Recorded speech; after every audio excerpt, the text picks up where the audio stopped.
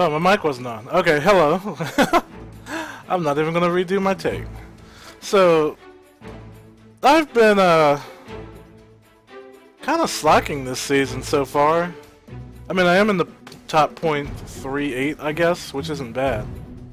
But that's still not quite in Vibranium, but I'll probably make it before the last match of this set. So I just want to go through what I've got so far.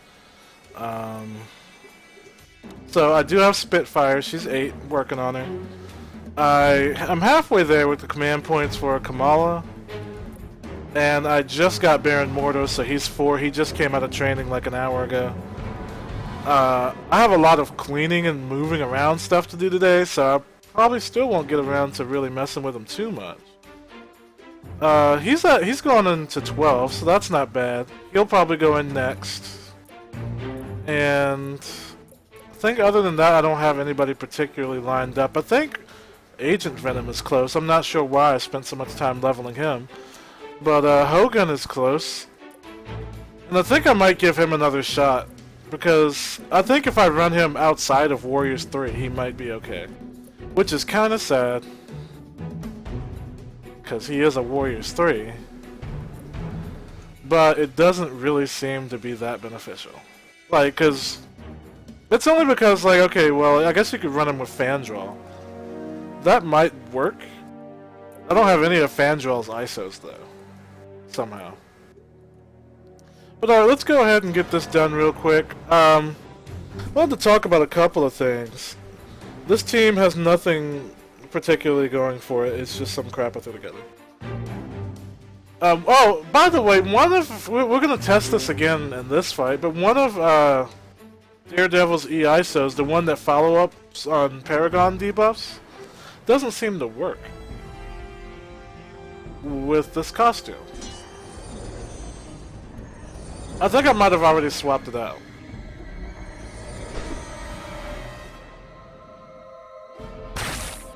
So we'll see.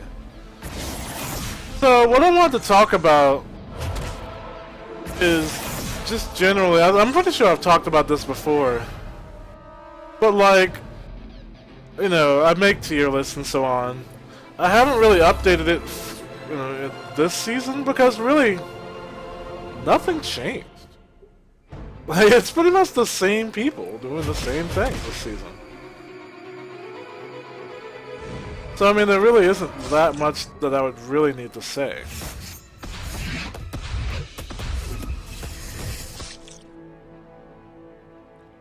But generally, I think people misunderstand why certain people are in the tier list in certain places. Like, I keep hearing people say Amazing Spider-Girl isn't one of the best characters in the game. That she's overrated. Because you can hit her and she dies, and things like that. Well, that's kind of a property of people with health points, is that when you hit them, they die. Like, no one's disputing that. Hitting people kills them. I mean, with the exclusion of Victor half the time, because sometimes he just is ridiculous. But on average, if you hit people, they will die. I mean, that's how the game's designed. And if the tier list was based on if you hit them and they don't die, then people like Colossus and Thing would be top tier. And they're, well, Colossus is good. I still don't think Thing has enough to be good. If that makes any sense. Like, he's kind of close. Because his Protect is great. He takes low damage, and he gets a lot of free turns for when you hit him. But all of that isn't quite enough. And the reason why it's not enough is just generally like,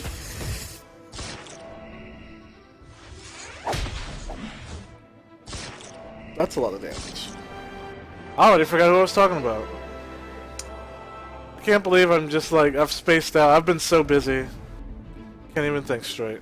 I don't even know if this bottle's in the way of the camera. Who am I talking about? I'm sure if I look through pictures, I'll figure it out. Thing. Yeah, I mean, the only thing he does, really, is protect. And you can say the same thing about Colossus, because nothing that Colossus does other than his protect are worth anything. But Colossus just has a better process of protecting his team because of his AISO. And he can heal with his Phoenix 5.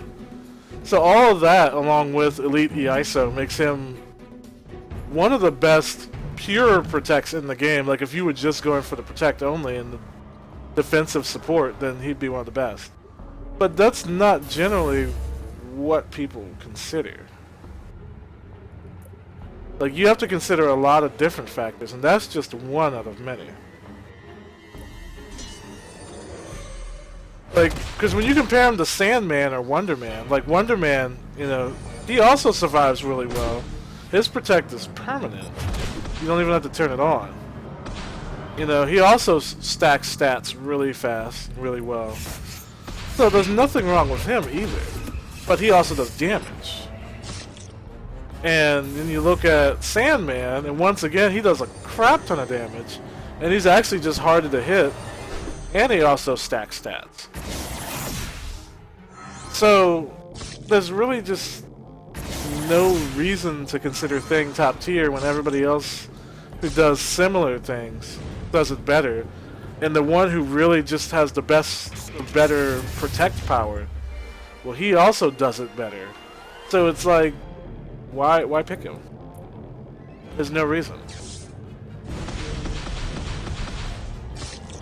But back to Amazing Spider-Girl, I mean, the main thing that I was talking about, which I thought would be pretty obvious, was just her ability to set up things and blow you up in the first turn, while also disabling your whole team from doing damage and critting with a debuff that is generally not something that anybody has any particular resistance to. I actually don't think anybody's immune to webbed unless you have that one weapon that makes you immune to web, and let's be real. No one's carrying around a web breaker, and I doubt most people even care to get the set. You know. So that's not even something that we're putting into consideration. I don't even know if I have Daredevil EISO. Yeah, we do.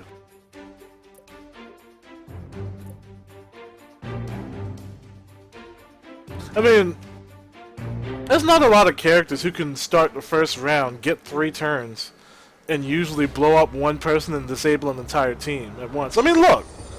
I mean, this person has the idea. These guys are ridiculous. Oh, now I've already lost my Mystic Shroud. So far, it hasn't been useful the entire match. Salted.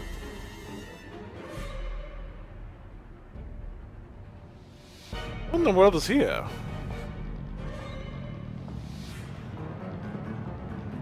Oh my goodness. Okay.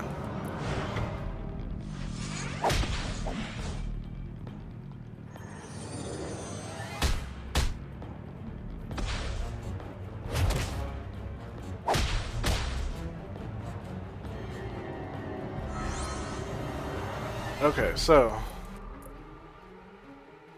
we don't want them immune to debuffs, because that's a pain. Wow. I'm not sure why she's getting hit so hard.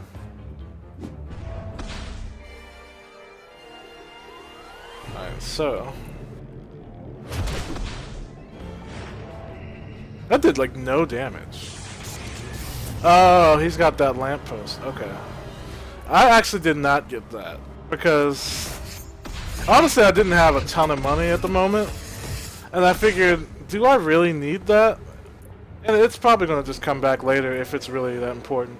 But magic warding still is common enough to where I don't want to buy that, and there's honestly nothing wrong with my gear. So, obviously, I mean, I just one-shot somebody in the face. But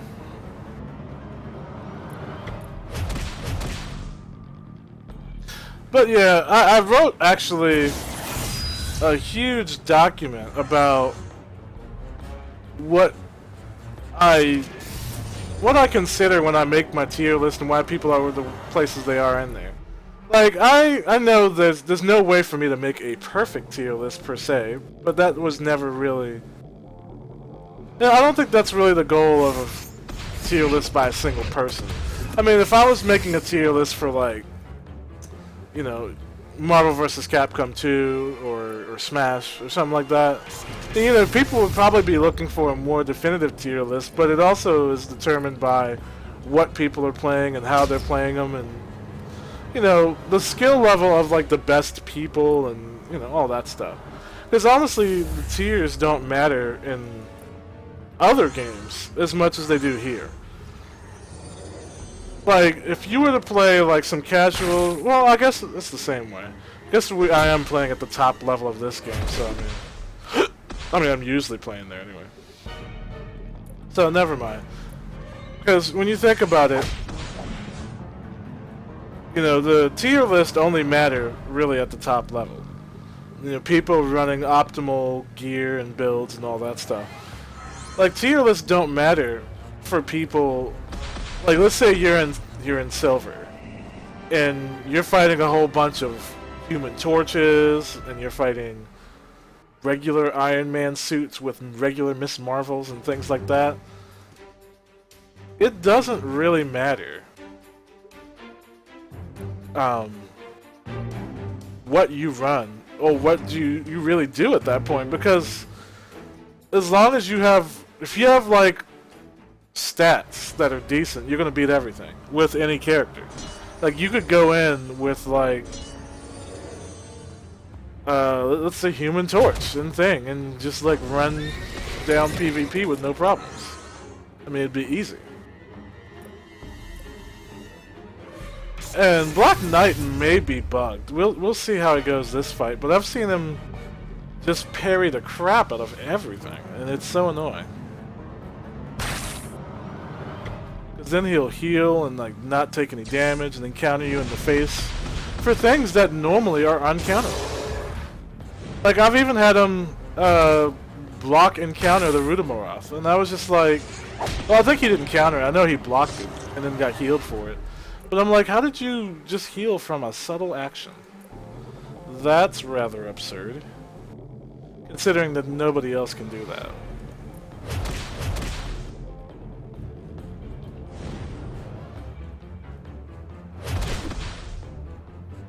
I don't feel like he really does a lot of damage, except for on his last skill, which I guess it's kind of fine. This is the first time my Mystic Shroud has actually been useful.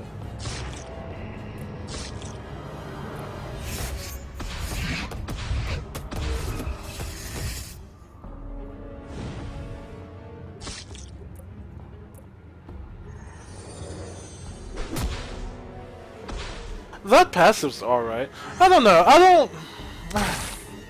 I don't know if I think this Daredevil is good or not. I mean, he's okay, but I don't know of any reason I would run him over anything.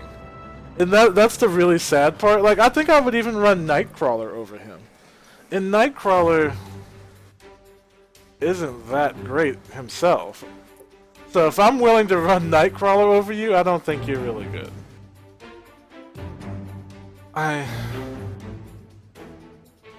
Maybe I just don't have the right team. I was given some suggestions and stuff, but I just feel like none of that really still warrants him being picked over other more common things. But I guess if you just want another combo breaker, you could run him with Iron Fist. I mean, if you really just hate Rocket Raccoons and things like that.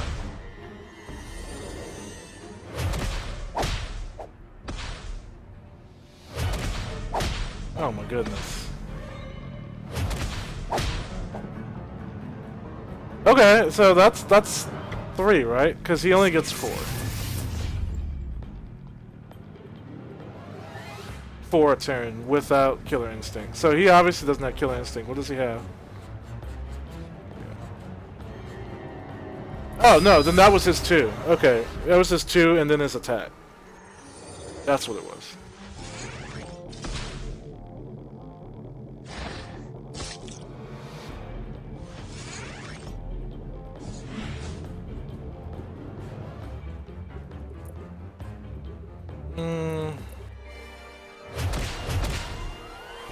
Make her no longer stealthy. I mean, he doesn't, like, most of the stuff he does doesn't do any damage. Like, it's just setups for more damage, or it's a little disable here and there. I mean, it's nothing. It's nothing like, you know, impact webbing or anything like that. Like that is just like your team is shut down, and then that's it. Like you're done. You've been impact webbed. Your whole team can't crit and all that stuff, and it does actually just normally more damage. I mean, I really don't see. I don't see him doing anything. Oh my goodness. Come on, there, Nightcrawler. I was about to call him Daredevil. You're not Daredevil.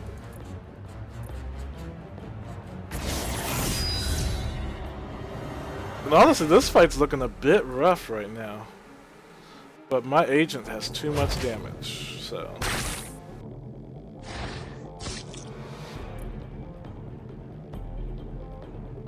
I think we can probably try to take her out. Yeah. And are they debuffed?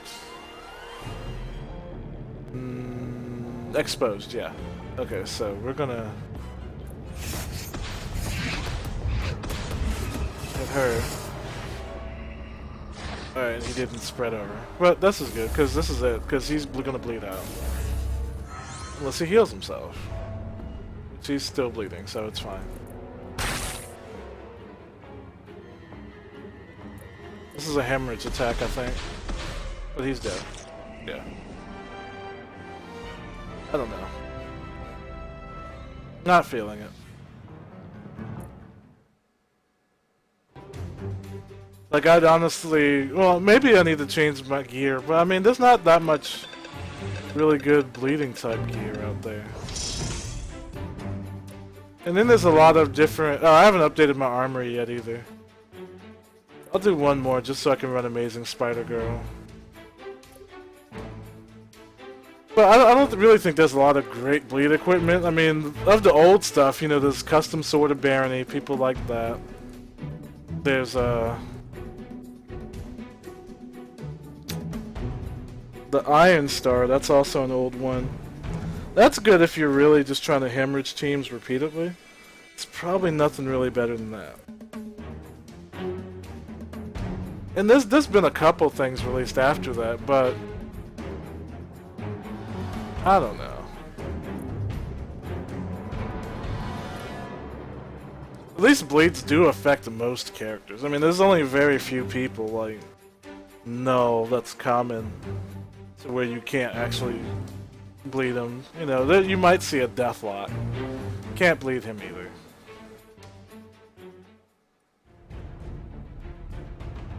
Alright.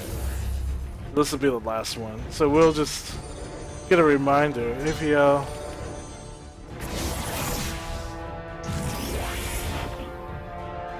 he might be an Avengers League person. So let's throw down the Fear Me, so there goes the vast majority of your damage. Ooh, fantastic patch. That's good. It's not good. The Quantum what is it? Quantum Entanglement, I think it is? It's like a Quantum Jumper, but on a quick action. That's probably pretty good. Because there's quite a few setups I've seen people use where they wanted it. And that's for...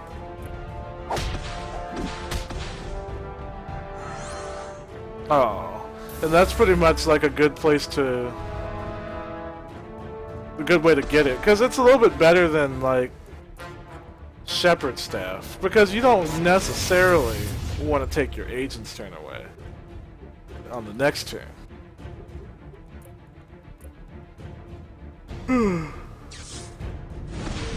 My sleep schedule's been ruined too. Oh, yeah. I'm used to Mental Anguish doing a lot more. But that's only because Emma Frost, they all run that particular EISO.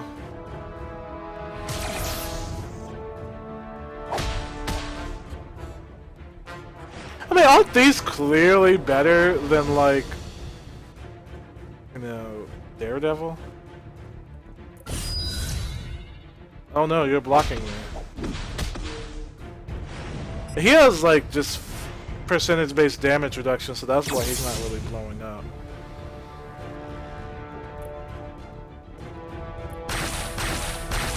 And that's pretty much it.